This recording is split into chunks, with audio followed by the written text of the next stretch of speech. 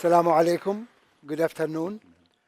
And thank you for having me part of this exciting program.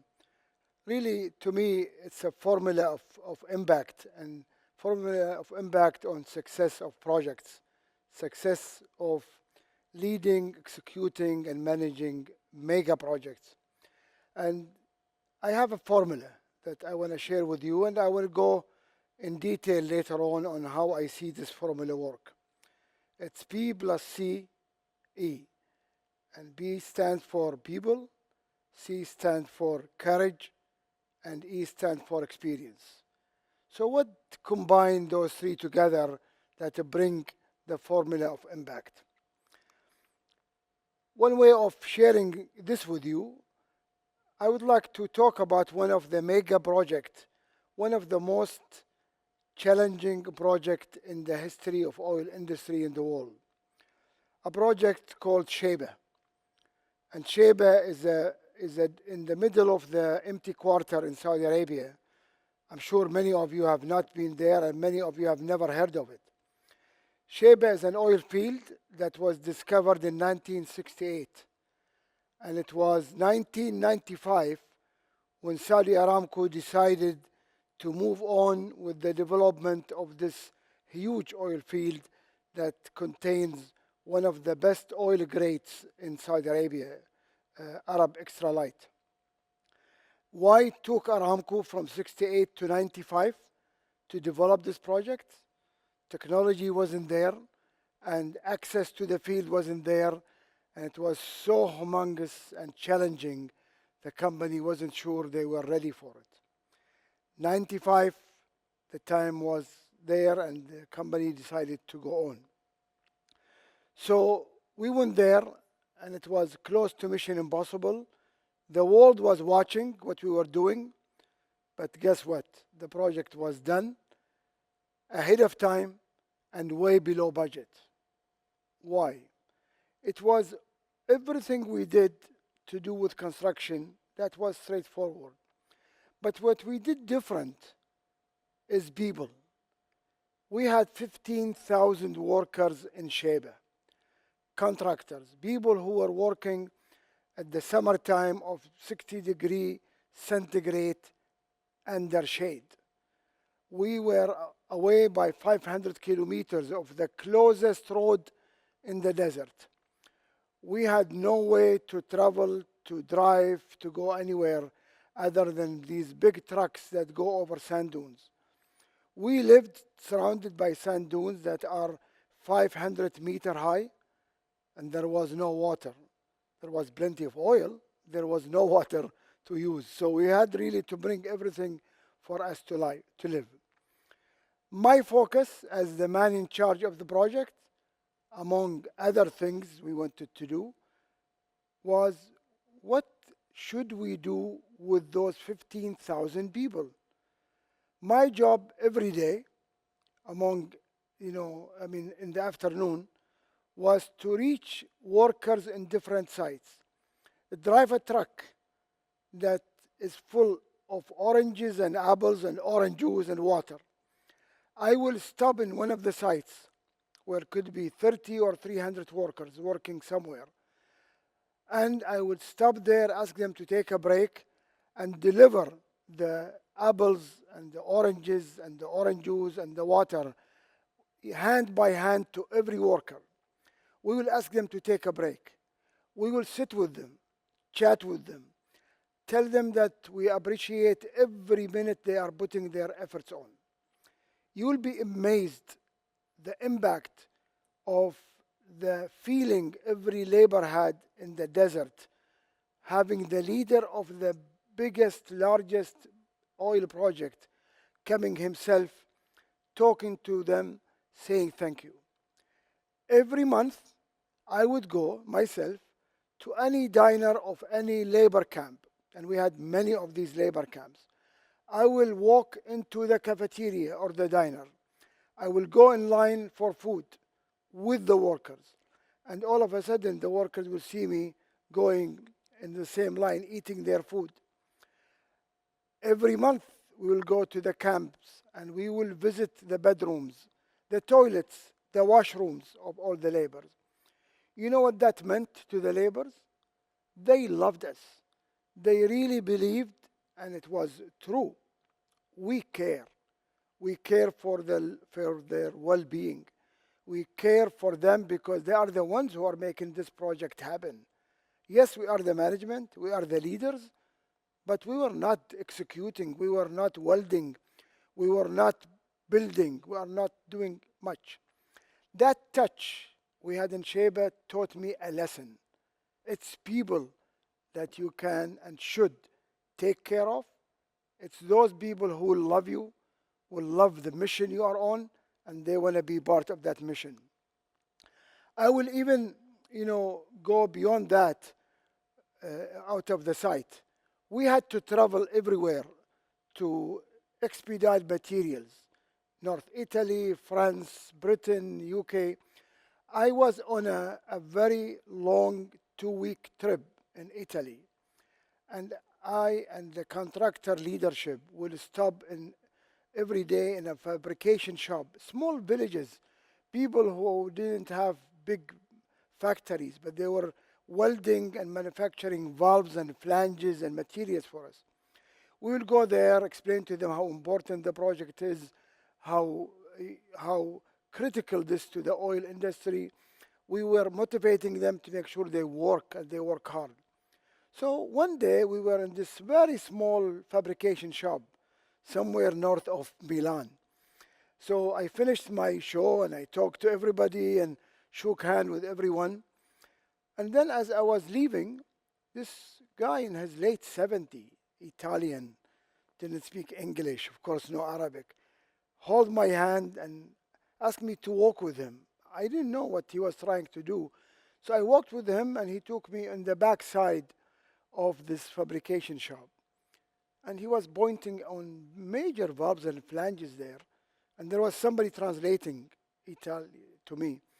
And he said, do you know what valves are these? Whose valves are these? These are your valves. These are valves and flanges we worked on busy time, day and night, to meet your expectation and objective. And they've been sitting there for 2 weeks. They have not been picked up to go to a ship or an airplane. I am mad. I am very upset, this man was telling me. Why we do everything and then they don't go nowhere. So I checked, and basically it's the logistics.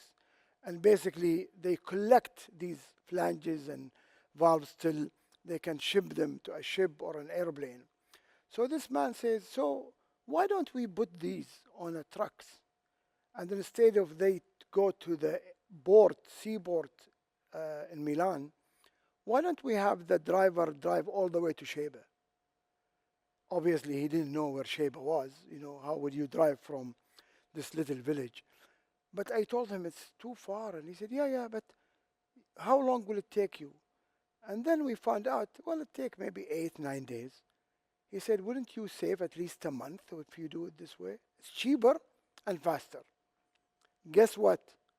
That's how we shipped every piece after the advice of that 78-year-old Italian welder.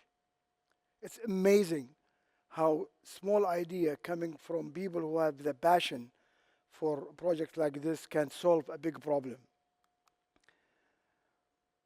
Well, courage. On Sheba, again, I have another story that really told me a lot. We started Sheba project by the trademark of we are all partners in this project. Aramco, the contractors, the designers, the workers, unless we are all together, focused on the mission, we're not going to make it. We are there to help each other as we are all in business. So Bechtel was the main contractor in Sheba. And some of you may have heard about what Bechtel is. It's one of the largest construction company in the world. And the CEO of Bechtel and myself were friends, partners all the way. We would help each other. We will chip in. We will support the two companies. So there was a story in the beginning of Sheba where we had to do a simulation study on whether we need pumping facilities in satellite Gulfs to take the oil into central Gulf. And that study we did told us you don't need these pumps. Then we went on to the next phase, in the engineering phase. We repeated the study and it told us you don't need the pumps and you can do without a free flow, they say. Then we ended up awarding the contract to Bechtel, and we asked them in the contract, please repeat this study to make sure that we don't need these pumps. They did repeat the study, and obviously they came up with the same conclusion. So we started the construction. We came toward the end of the project where we are ready to commission and introduce oil.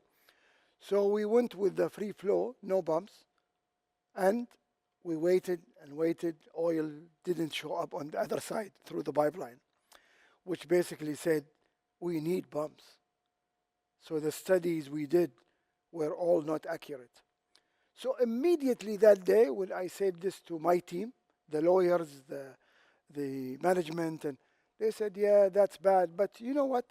The contract we have with Bechtel says if they make such a mistake, they fix it and they pay for it. I said, what are you talking about? We're partners in this. We have to work together. They did the same study that the two companies before they did. They reached the same conclusion. So I ended up in a position where I was on one side and the rest of Aramco was on the other side. They were against my decision, which I was about to make, which is we will pay them for the installation of these pumps because it was not their fault. We could have not made any conclusion different. It was $12 million decision. And I decided to move on and pay them. Well, to pay them, I have to go to upper management in Aramco and present my case, and the other side has to present the case. We had a very interesting argument within the management committee meeting. And the end result is management took my story. They took my decision. And actually, they say, Nadhmi, thank you for making that decision. You had the courage. You had the position. You proved what we agreed to with all of our friends and partners. We walked the talk. We cannot just, say something and do something different. So courage at certain times, at many times, is a must by any leader for success of a project. Well, I will end up with the E, the experience. And I will also share with you a story that has to do with my experience. So, first week, I joined Aramco in 1978, fresh from college, excited about applying for a job, getting a job in Aramco, a chemical engineer. So they gave me a piece of paper and they said, you go to your boss. Your boss is called George Brown. He will tell you what to do. So it took me half a day to find out where George Brown is. So finally I found George in one of the small portables in a construction site building 7 high-rise residential buildings.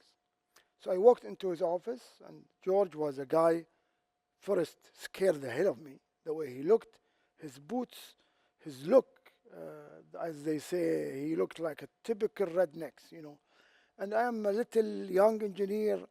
He really was, a big problem to me. So I gave him the piece of paper. I said, Mr. Brown, this is my employment paper, but I think there is a problem with employment because they assigned me here and I'm a chemical engineer.